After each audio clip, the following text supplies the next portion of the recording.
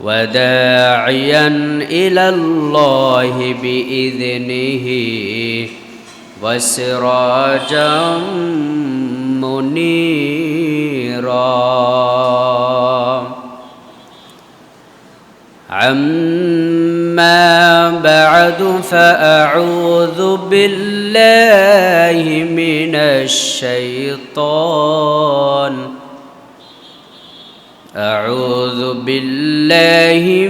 الشيطان الرجيم بسم الله الرحمن الرحيم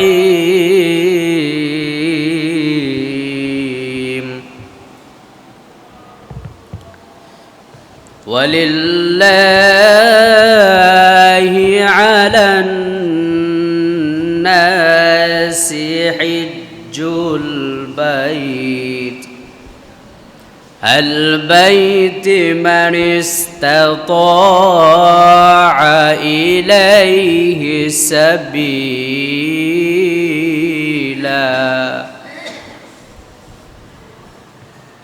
إلى الآخر الآيات. قال رسول الله صلى الله عليه وسلم: ما ملك زادا وراحلة تبلغه إلى بيت الله ولم يحج فلا عليه أن يموت يهوديا ولا نصرانيا. رواه الترمذي. إن الله وملائكته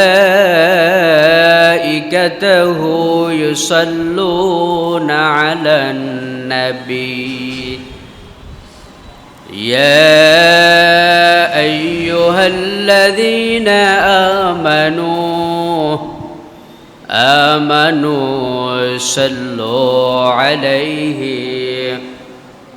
صلوا عليه وسلموا تسليما. اللهم কবে জানি ডাকিয়ে সে যায় এই বাড়ি গোর সারিতে আপন পোশাক কুলে সাদা পোশাক পরিতে। আল্লাহুম্মা সাল্লিম সাইয়্যিদিনা মাওলানা মুহাম্মদ ওয়া সাইয়্যিদিনা মাওলানা চিন্তা করে দেখো রে মন রাত্র নিশি গভীরে চিন্তা করে দেখো রে মন রাত্র নিশি গভীরে মরণ খালে বান্ধব নাই রে মরণ খালে বান্ধব নাই রে কে যাবে তোর সঙ্গেতে।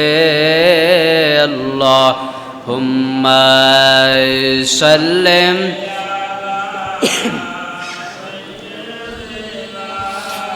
মাওলানা মুহাম্মদ ওয়া আলা سيدنا مولانا لا إله إلا لا إله إلا لا إله إلا لا إله إلا বহু দূরে মদিনা আল্লাহ কেমনে যাব জানি না বহু দূরে মদিনা আল্লাহ কেমনে যাব জানি না দয়া করেন দয়া লাল্লা দয়াম দয়া লাল্লা নসিব করেন মদিনা লা ইলাহা ইল্লা লা ইলাহা ইল্লা লা ইলাহা ইল্লা لا إله إلا لا إله إلا لا إله إلا لا إله إلا الله محمد رسول الله সাল্লাল্লাহু তাআলা আলাইহি ওয়াসাল্লাম। মুআজ্জাজ মুকাররম উলামায়ে কেরাম, মুরব্বিয়ানে আযম, যুবক ভাইয়েরাম, কচি কচি সোনামণি ছোট্ট সোনামণিরাম, আমাদের মাইকের আওয়াজের মাধ্যমে আমার শ্রদ্ধেয় মা ও বোনেরা যারাই আমাদেরই আওয়াজ শুনতেছেন, সকলেরই খেদমতে সালাম রহিমানি ওয়া রাহিমাকুমুল্লাহ। আসসালামু আলাইকুম ওয়া রাহমাতুল্লাহি ওয়া বারাকাতুহু।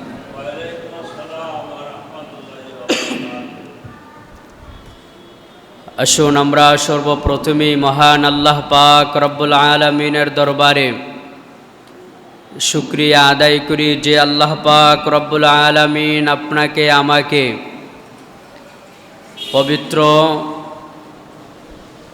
এই মাস, বরকতময় মাস জিলহজ মাসের প্রথম জুমাবার, আল্লাহ যে আপনাকে আমাকে সুস্থতার সঙ্গে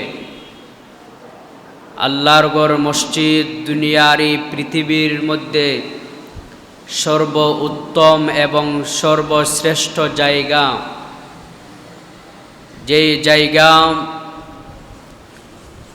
যে জায়গায় প্রবেশ করার সাথে সাথেই আপনার আমার সকলের গুনাহের দরজা বন্ধ হয়ে যায়, ওই জায়গায় হচ্ছে পৃথিবীর মধ্যে সর্বোত্তম জায়গা। সেই জায়গায় হচ্ছে আল্লাহর ঘর মসজিদ।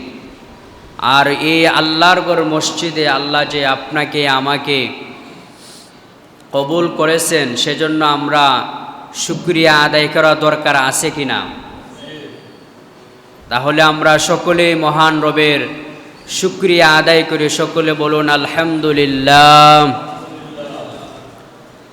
আল্লাহ পাক রব্বুল আলামিন পবিত্র কোরআন শরীফের মধ্যে 14 নম্বর পারার আল্লাহ বলেন, লা ইন শাকারতুম লা আযীদান্নাকুম ওয়া লা ইন কাফারতুম ইন্না আযাবি লাশাদীদ। এই পৃথিবীর মধ্যে তোমরা যদি আমি আল্লাহর কোনো নিয়ামত পেয়ে শুকরিয়া আদায় করো, আমি আল্লাহ তাআলা ওই নিয়ামত তোমাদের জন্য আরো বৃদ্ধি করে দেব না। সুবহানাল্লাহ। সুস্থতা আল্লাহর সবচেয়ে বড় নিয়ামত কিনা? সুস্থতা সবচেয়ে আল্লাহর বড় নিয়ামত। আমি নিজেও 3 দিন অসুস্থ ছিলাম, আপনাদের খেদমতে নামাজও অনেক সময় পড়াইতাম পারছি না। কিন্তু সুস্থ যদি আপনি না থাকেন, এই পৃথিবীর মধ্যে এর চেয়ে অশান্তি আপনার আর কিছু নাই। আপনার যদি সম্পদের পরিমাণ একটু কম থাকে, আপনি চলতে পারবেন। সকালবেলা যদি আপনি ভাত না আর খান, দুপুরে খাইলেও আপনি চলতে পারবেন, এত সমস্যা হবে না যত সমস্যা হবে যদি আপনি সুস্থ না থাকেন। তো অতএব সুস্থতাটা সবচেয়ে আল্লাহর বড় নিয়ামত। আমরা ওই নিয়ামতের শুকরিয়া আদায় করি এবং আল্লাহর কাছে ফরিয়াদ জানাই, আল্লাহ এই দুনিয়ার মধ্যে আমাদেরকে যতদিন আপনি রাখবেন, আমরা সুস্থতার জীবন নসিব করে দিই। আমরা সকলে বলি আমিন। যাই হোক, আমার মূল আলোচনা হচ্ছে আপনার হজের ফজিলত সম্পর্কে। আজকে জিলহজ মাসের প্রথম জুমাবার, যেহেতু আমরা আগামী জুমা পাব, এই জন্য রেখে দিলাম আগামী জুমা আমরা কুরবানি সম্পর্কে আলোচনা করব ইনশাআল্লাহ। কুরবানির নিয়ম কারণ সব কিছু আমরা আগামী জুমাবারে বলে দিব। আমাদের মুসলমানের এই মাস এবং বর্তমান যে একটা সময়, অত্যন্ত একটা আনন্দের একটা সময় এবং একটি খুশির একটা সময়। কাদের খুশি? যারা আল্লাহর আদেশ পালন করেছেন। যেমন আল্লাহ তাআলা পবিত্র কোরআন শরীফের মধ্যে আল্লাহ তাআলা 4 নম্বর পারার সূরাতুল আলে ইমরানের 27 নম্বর আয়াতের মধ্যে বলেন, ওয়ালিল্লাহি আলান নাসি হিজ্জুল বাইতি মান ইসতাতা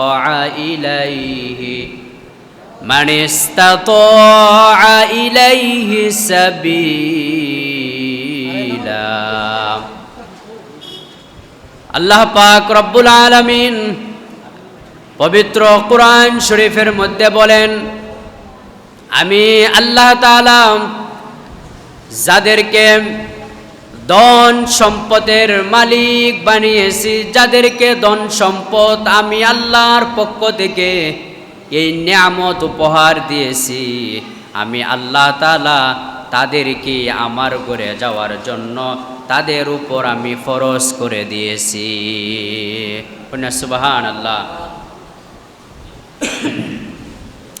আল্লাহ পাক রব্বুল আলামিন বলেন, যাদের এই সম্পদের পরিমাণ আল্লাহর ঘরে যাওয়া পর্যন্ত, যাদের এই সম্পদ আছে, আল্লাহ তাআলা বলেন আমি আমার ওই বান্দা বান্দীদের প্রতি হজকে ফরজ করে দিয়েছি।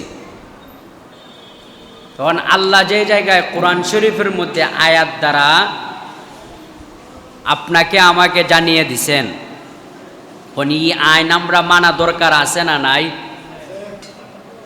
অবশ্যই আমরা এই আইন মানতেইব। যদি না মানি তাহলে তো অবশ্যই আপনার আমার দুনিয়া এবং আখেরাত অন্ধকার হয়ে যাবে। কারণ যে আল্লাহ আপনাকে আমাকে সৃষ্টি করেছেন, সেই আল্লাহর আইন আপনাকে আমাকে মানতেই হবে। শুধু তাই নয়, হযরতে রাসূল সাল্লাল্লাহু আলাইহি ওয়াসাল্লাম তিরমিজি শরীফের মধ্যে বলেন, ক্বালান নাবিয়্যু সাল্লাল্লাহু আলাইহি ওয়াসাল্লাম মান মালাকা যাদাও ওয়া রাহিলাতান তুবাল্লিগুহু ইলা বাইতিল্লাহি ওয়া লাম ইয়াহুজ্জা ফালা আলাইহি আন ইয়ামুতা ইয়াহুদিয়্যাও ওয়ালা নাসরানিয়্যা। রাওয়াহু তিরমিজি। রাসূল সাল্লাল্লাহু আলাইহি ওয়াসাল্লাম বলেন, আল্লাহ পাক যাদেরকে এই ধন সম্পদের মালিক বানিয়েছেন, বর্তমানে আনন্দের সময় একজন মুমিন আশিকের জন্য প্রেমের জায়গা সোনার মক্কা আর মদিনা। সেই সোনার মক্কা আর মদিনা আপনার আমার তৌফিক অনুযায়ী থাকা সত্ত্বেও যারা যাবেন না, আল্লাহ পাক রব্বুল আলামিন বলেন আমার ওই উম্মত সে ইহুদি হয়ে মরুক আর নাসারা হয়ে মরুক, আমি আল্লাহর কিছু আসে যায় না। রাসূল সাল্লাল্লাহু আলাইহি সাল্লাম তিরমিজি শরীফের মধ্যে হাদিস কানা বর্ণনা করেছেন। মুফাসসিরিনে কেরাম ব্যাখ্যায় বলেন এই হাদিসের বাবর্তে একজন মানুষ তার যখন সম্পদ থাকা সত্ত্বেও সে আল্লাহর বাড়ি রাসূলের বাড়ি জিয়ারতে গেল না, ওই হাদিসের বাবর্তে বলেন ওই ব্যক্তিটা যদি ইন্তেকাল করে, মুসলমানও যদি না হয়ে ইন্তেকাল করে যায়, অনেক মানুষ আছেন মৌতের আগ মুহূর্তেও ঈমান হারা হয়ে যায়। কথা বলুন ঠিক কিনা? বহু মানুষ আছেন বেশি সময় নাই আর হঠাৎ উনি চলে যাবেন, এরপরেও ঈমান লইয়ে যাইতে পারুন না। আর এই হাদিসের বাবর্তে মুফাসসিরিনে কেরাম ব্যাখ্যায় বলেছেন যে আপনার ওই আদেশ, আল্লাহর ওই আদেশ যদি আপনি মানেন, তাহলে আপনি অন্তত আল্লাহ পাক মৃত্যু পর্যন্ত আপনাকে কাফের মুশরিক কোনো কিছু হতে দিবেন না। আল্লাহর রহমতের ছায়ায় এবং আল্লাহর দয়ায় এবং মায়ায় আল্লাহ তাআলা আপনাকে আমৃত্যু পর্যন্ত মুসলমানত্বের মধ্যে রাখবেন। হুন্না সুবহানাল্লাহ। অর্থাৎ আল্লাহ তাআলার জিম্মায় আল্লাহ আপনারে নিয়ে যাইবা। এর অর্থ হইল এই হাদিসের বাব অর্থ যে কেন আইসেন রাসূল কইছেন যে আল্লাহ পাক বলছেন সে ইহুদি হয়ে মরুক নাসারা হয়ে মরুক, আমি আল্লাহর কিছু আসে যায় না। এখন আপনি যদি আল্লাহর আইন মান্য লাইন, পবিত্র কাবা এবং ওই পবিত্র মদিনাতুল মুনাওয়ারা জিয়ারত যদি আপনি করেন, তাহলে আল্লাহর জিম্মায় আপনারে নিয়ে যাইবা যাতে আপনি ঈমান হারা অন্তত না হন। এটা আল্লাহর আপনার আমার জন্য রহমত না আল্লাহর পক্ষ থেকে? অবশ্যই রহমত। যদি আমরা এই আইনগুলো, আল্লাহর আইনগুলো যদি আমরা মানি, তাহলে আপনি আমার কি হবে? আল্লাহর রাসূল সাল্লাল্লাহু আলাইহি ওয়াসাল্লাম বলেন, হযরতে আবু হুরায়রা রাদিয়াল্লাহু তাআলা আনহু থেকে বর্ণিত বুখারী শরীফের হাদিস, বুখারী শরীফের হাদিস 1521 নম্বর হাদিসের মধ্যে হযরতে আবু হুরায়রা রাদিয়াল্লাহু তাআলা আনহু বলেন, আল্লাহর রাসূল বলেছেন, যে ব্যক্তি পবিত্র সোনার মক্কা আর মদিনা জিয়ারত করলো, এই হজ আদায় করলো, হজের মৌসুমে সম্পূর্ণ কাজ আঞ্জাম দিয়ে সে যখন ঝগড়া বিবাদ হালাল হারাম বেছে দুনিয়ার মধ্যে চলাফেরা করবে, রাসূল বলেন তার জন্য সুসংবাদ হচ্ছে ওই বান্দা এবং বান্দি আমার ওই উম্মত যেন এমনভাবে বুঝে নেই যেন সে তার মার গর্ভ থেকে নতুনভাবে বের হয়েছে। সুবহানাল্লাহ। এভাবে নিষ্পাপ মাসুম আল্লাহ তাআলা বানায় দিবা, নিষ্পাপ মাসুম আল্লাহ তাআলা বানায় দিবা।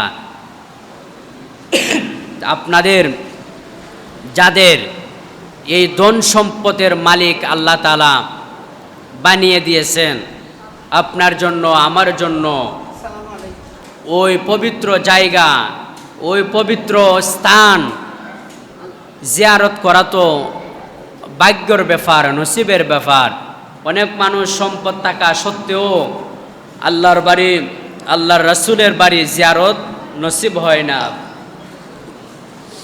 হাজী সাহেবদের সঙ্গে আলাপ করলে বোঝা যায়, হাজী সাহেবরা বলেন, হুজুর যখন মদিনাতুল মুনাওয়ারার দরজার সামনে যখন আমরা উপস্থিত হই, প্রবেশের জন্য যখন এগিয়ে যাই, শরীরের মধ্যে এমন একটি রহমতের বাতাস গায়ের মধ্যে লাগে, সারাটা শরীর এবং অন্তর শীতল হয়ে যায়।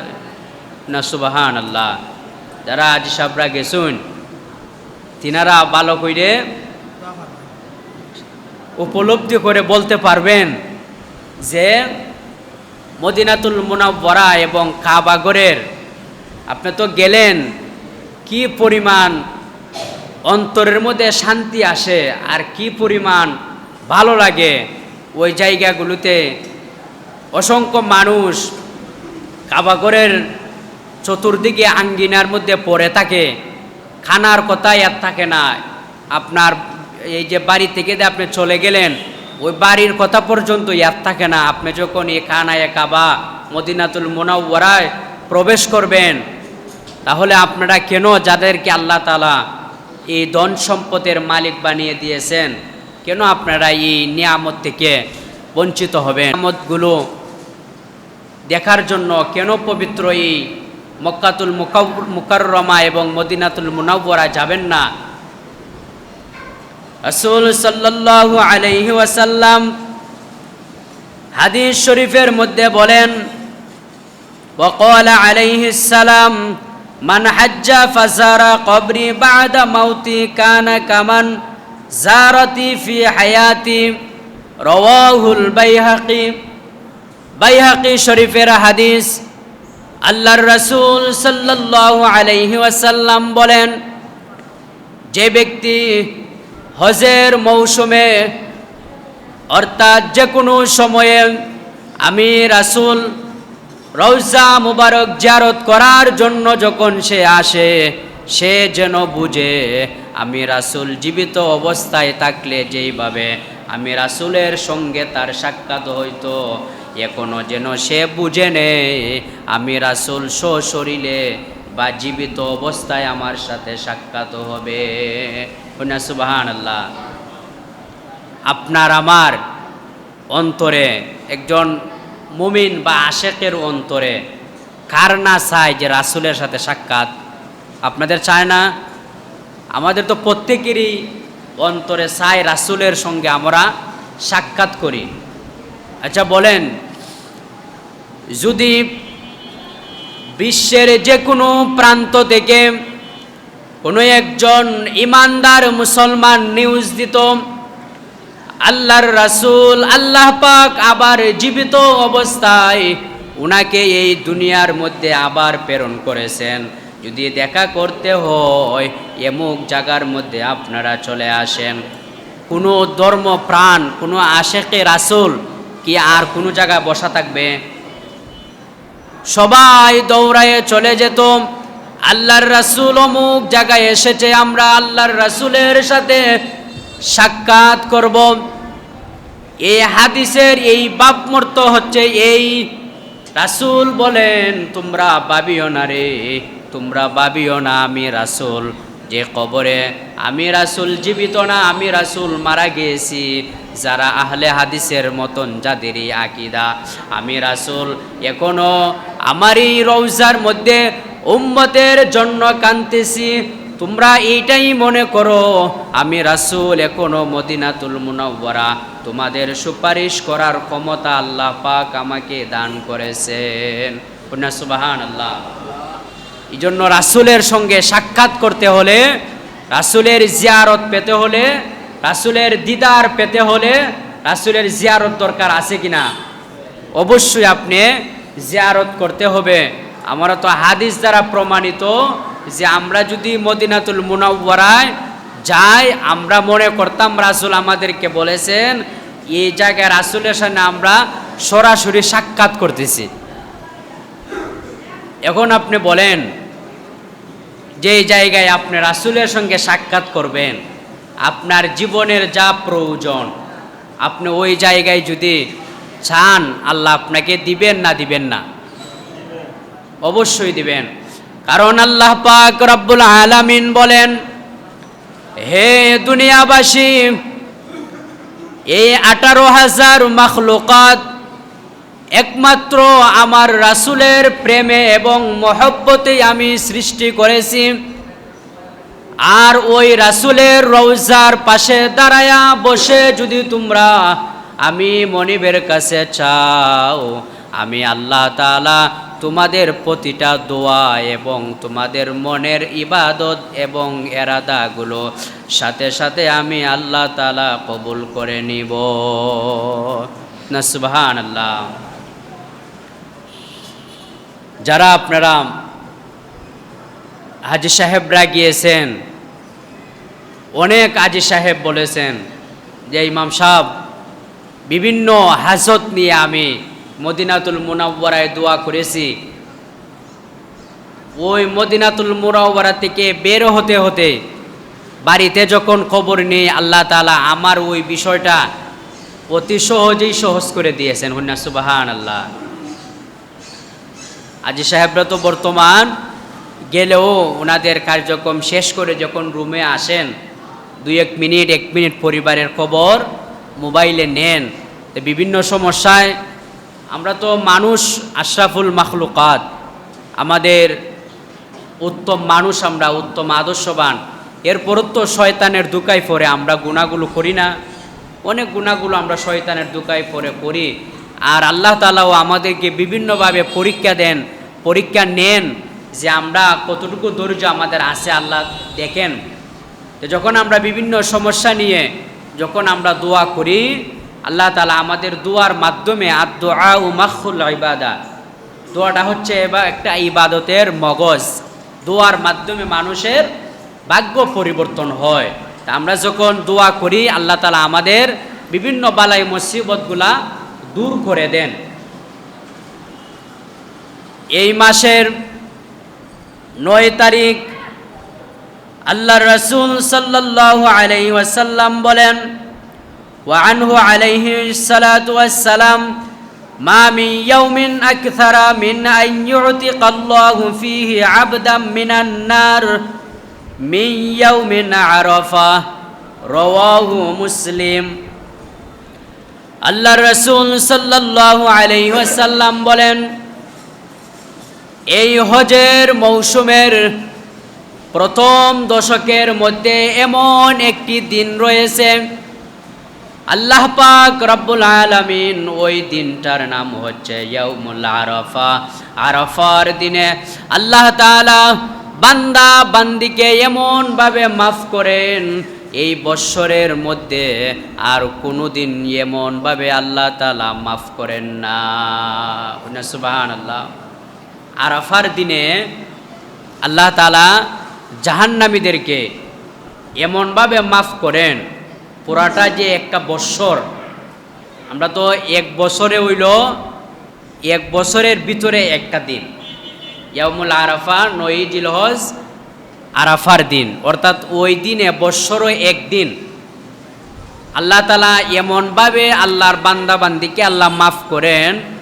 রাসূল সাল্লাল্লাহু আলাইহি ওয়াসাল্লাম বলেন যে আর কোনো দিন আল্লাহ তাআলা এইভাবে মাফ করেন না। সুবহানাল্লাহ। এই আরাফার দিনে এই আমাদের যে সামনে ইয়াউমুল আরাফা, কিছু আমল আমাদের মধ্যে আছে। কি আমল? আমরা বেশি বেশি করে জিকির করব আল্লাহর, বেশি বেশি করে আমরা নফল বন্দিগি করব, দান সদকা করব এবং রোজা রাখব। আগলে কি এটা সম্বন্ধে হাদিস আছে। আল্লাহ রাসূল সাল্লাল্লাহু আলাইহি ওয়াসাল্লাম বলেন, ক্বালা নবিয়্যু সাল্লাল্লাহু আলাইহি ওয়াসাল্লাম, সিয়ামু ইয়াউমি আরাফা আহতাসিবু আলাল্লাহি আন ইউকাফিরা সানাতাল্লাতি ক্বাবলাহু ওয়াস সানাতাল্লাতি বা'দা, রাওয়াহু মুসলিম। আল্লাহ রাসূল সাল্লাল্লাহু আলাইহি ওয়াসাল্লাম বলেন, আরাফার দিনে যদি কোনো আমার উম্মত ওই দিনে রোজা রাখে, আল্লাহর ইবাদত করে, বেশি বেশি জিকির করে, আল্লাহ পাক রব্বুল আলামিন আমার ওই উম্মতের পরবর্তী এবং পূর্ববর্তীর 2 বৎসরের গুনাহ আল্লাহ তাআলা তার নামায়ে আমল থেকে কর্তন করে নেবেন। সুবহানাল্লাহ। আপনার আগে 1 বছর, অর্থাৎ ধরুন আপনার 9 জিলহজ আরাফার দিন আমি রোজা রাখলাম, এর 9 থেকে আগে 1 বছর আর 9 থেকে পরের 1 বছর, ওই 2 বছরের আল্লাহ তাআলা বলেন যে আপনার যে গুনাহগুলো আছে আল্লাহ তাআলা আপনাকে মাফ করে দিবেন। হুন্না সুবহানাল্লাহ। আপনার রোজা রাখলেন কয়টা? একটা রোজা রাখলে আল্লাহ তাআলা আপনারা বোনাস দিয়েছেন কি তা 2 বছর। সুবহানাল্লাহ। এবার এখানে একটা মাসালা আছে যে আপনার সৌদি আরব এবং আমাদের দেশ, ওনাদের যেদিন 9 তারিখ হয় আমাদের ওই 8 তারিখ, ঠিক না? আপনার মাসালা কিন্তু হচ্ছে কোনো দেশ বা কোনো আপনার কোনো মাসালা না, মাসালা হচ্ছে কোরআন এবং হাদিস। আপনি যেই দেশে বসবাস করবেন ওই দেশে যেদিন 9 তারিখ ওই দিন হচ্ছে আপনার আরাফা। আমাদের যেদিন 9 তারিখ হবে ওই দিন হচ্ছে আরাফা। এরপরও যারা আশেকে রাসূল বা যারা বেশি আমি আল্লাহর ইবাদত বেশি করব, অনেকে 2 রোজা রাখলেন যে আমি খামনা ইডিয়া আর ইডিয়া মনের মধ্যে একটা সন্দেহ থাকে, আমি 2 রোজা রেখিলিমু। জি আলহামদুলিল্লাহ, আপনি রাখতে পারেন, অসুবিধা নেই। যদি আপনি 8 তারিখ 9 তারিখ 2 রোজা রেখেলেন, তা আপনি ওই যে অনেকে প্রশ্ন করেন যে এই কেন 9 তারিখ আমরা 8 তারিখ, আমরা তো আরাফা না হইলেও অনেকে বুঝতেছেন না। ওই ইমাম সাহেব আপনারা ওই ফেস লাগাইন খালি। তাহলে আপনারা, আমার পরামর্শ হইল আপনারা 2 রোজা রেখিলিবেন। আর যারা মনে করুন যে হাদিসের সাথে একমত থাকবেন যে দেশে আমি থাকি ওই দেশে আমার সাথে মিল রেখে আমার আরাফা, আপনি 1 রোজা রাখলেই আলহামদুলিল্লাহ। আমাদের দেশে যেদিন 9 তারিখ ওই দিন, কারণ হাদিসে কিন্তু আইছে 9 তারিখ, 9 জিলহজ হচ্ছে আরাফা, ইয়াউমুল আরাফা। আপনার 9 তারিখ যেদিন আপনার যে কোনো দেশে থাকেন ওই দেশে যেদিন 9 তারিখ হবে ওই দিন হচ্ছে আপনার জন্য আরাফা। ঠিক আছে, আমরা এই মাসালাটা আমরা সম্পূর্ণভাবে আপনাদেরকে ক্লিয়ার করে দিলাম। এরপরে শুধু তাই নয়, রাসূল সাল্লাল্লাহু আলাইহি সাল্লাম বলেন ওয়াকাদ জাআ ফিল হাদিসিশ শরীফ ইযা কানা ইয়াউমু আরাফা ইয়ানজিলুল্লাহু ইলাস সামাঈদ দুনিয়া ফায়ুবাহি বিহুমুল মালাইকাতা ফায়াকুলু উনজুরু ইলা ইবাদি আতাউনি শাআতান গবরান দাজ্জিনা মিন কুল্লি ফাজ্জিন আমিক উশহিদুহুম আন্নী قد غفرت لهم فيقول الملائكة يا ربي فلان كان يرهق يقول الله عز وجل غفرت لهم رواه في شرح السنة আল্লাহ রাসূল সাল্লাল্লাহু আলাইহি ওয়াসাল্লাম বলেন ইয়াউমুল আরাফা, আরাফার দিনে আল্লাহ পাক রব্বুল আলামিন প্রথম আসমানের মধ্যে চলে আসেন। আল্লাহ পাক প্রথম আরাফার দিন কোন জায়গায় আসেন? প্রথম আসমানে আসেন। প্রথম আসমানের মধ্যে এসে আল্লাহ তাআলা ফেরেশতাদেরকে নিয়ে গর্ব করেন। এই হাদিস শরীফের অর্থ বলতেছি, ফেরেশতাদেরকে নিয়ে কিসের গর্ব করেন? আল্লাহ পাক রব্বুল আলামিন বলেন, হে আমার ফেরেশতারা, তোমরা দেখো আমার বান্দারা পৃথিবীর প্রান্ত থেকে ধুলা মিশ্রিত অবস্থায় এলোমেলোভাবে আরাফার ময়দানে জড়ো হইতেছে। তোমরা সাক্ষী দেখো আমি আমার ওই বান্দা বান্দীদেরকে মাফ করে দিব। আল্লাহ প্রশ্ন করলেন ফেরেশতাদেরকে, আচ্ছা আল্লাহ যদি মাফ করেন ফেরেশতাদের কোয়ার দরকার আছে? দরকার নাই। আল্লাহ প্রথম আসমানে যে কোনো মানুষ দেখবেন, আপনি যখন ভালো একটি আনন্দের দিন হয়, আপনার যদি ফ্যামিলির মধ্যে ধরেন আপনার সন্তান আমাদের এই বাংলাদেশের একজন সচিব হইছে, এটা আপনার জন্য করবেন না? আনন্দের দিন না যে আজকের দিনে আপনার সন্তান সচিব, পররাষ্ট্র মন্ত্রণালয়ে ধরেন, কত আপনার খুশি। একমাত্র আপনি জানবেন আর আল্লাহ জানবো, ঠিক না? আপনার সন্তান সচিব, বাড়ির দ্বারের কথা।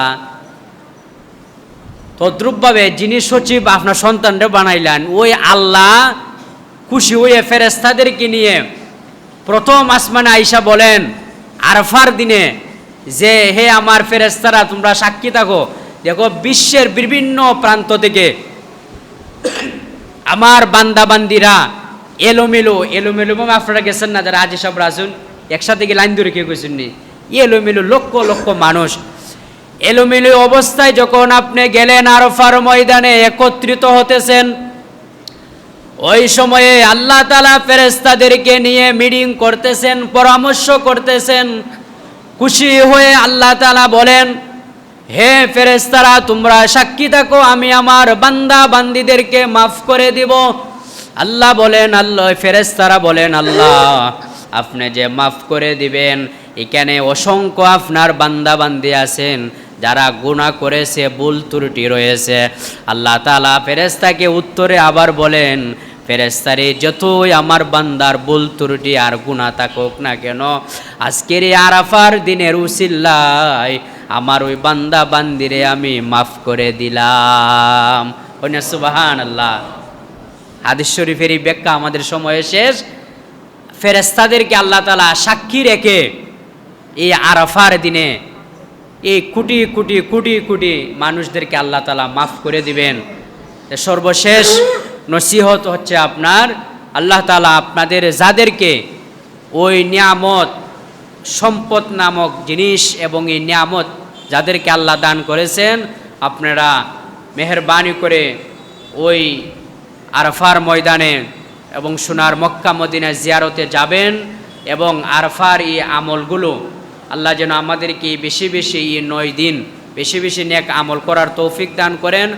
এবং আমাদের যাদের কুরবানি ওয়াজিব, আপনারা কুরবানি আল্লাহ যেন সকলকে দেওয়ার তৌফিক দান করেন। আমরা সকলে বলি আমিন।